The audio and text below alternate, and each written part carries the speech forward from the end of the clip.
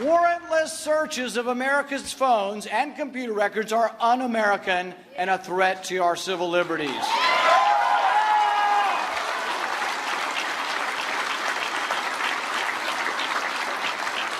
I say that your phone records are yours. I say the phone records of law-abiding citizens are none of their damn business.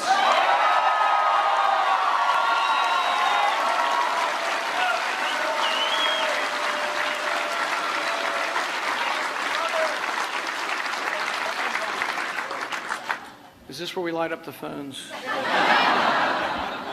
The president created this vast dragnet by executive order.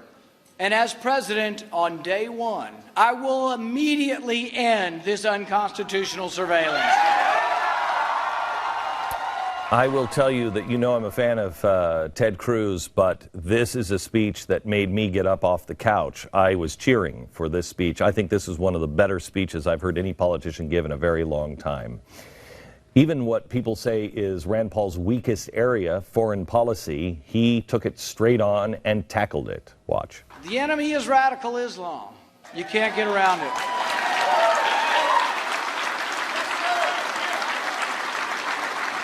And not only will I name the enemy, I will do whatever it takes to defend America from these haters of mankind. We must realize, though, that we do not project strength by borrowing money from China to send it to Pakistan.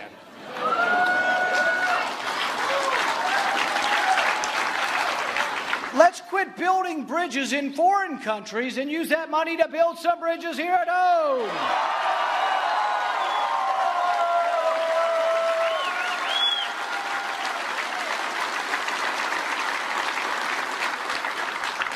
It angers me to see mobs burning our flag and chanting death to America in countries that receive millions of dollars in our foreign aid.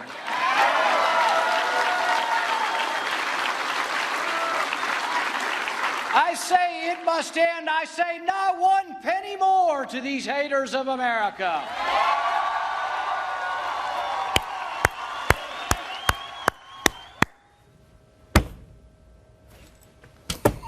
How do you argue with that? I don't know. What is the left going to do with what is essentially an anti-war candidate? They're going to say that he's an isolationist, et cetera, et cetera. And I've got questions on how he would fight ISIS and how he would fight the war, but I agree with all that. I don't think he's an isolationist. I hope he's not. I said it was a really good day when Ted Cruz announced he was running for president, and I say again, today is a really good day as well. I have questions for Senator Rand Paul, just like I do for Ted Cruz, Scott Walker, and Marco Rubio. Here's who I don't have any questions for: Jeb Bush. I know exactly who he is. I know who the establishment is, where they have taken us, and where they would continue to take us. No, thank you. What do you say we don't eat the liberty-minded politicians? We stand by and behind those for the Constitution, and we eat the progressive establishment candidates instead. Enough of Lindsey Graham. Enough of the Bushes. Enough is enough. I, for one, am looking forward to this Game of Thrones and replacing the establishment GOP. And one other thing.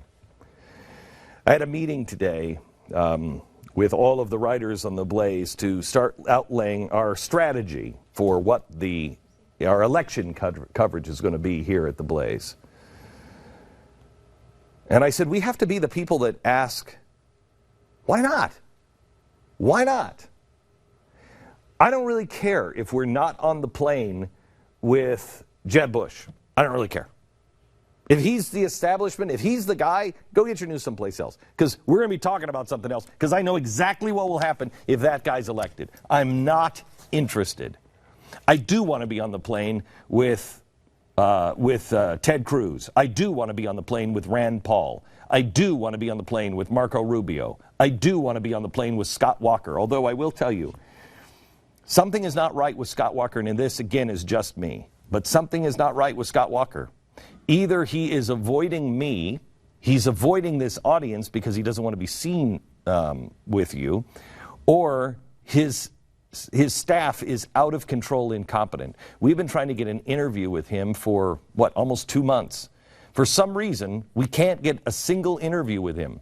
That is highly unusual for somebody who is offering 15 minutes or an hour of time for a media empire that has a footprint of 50 million people.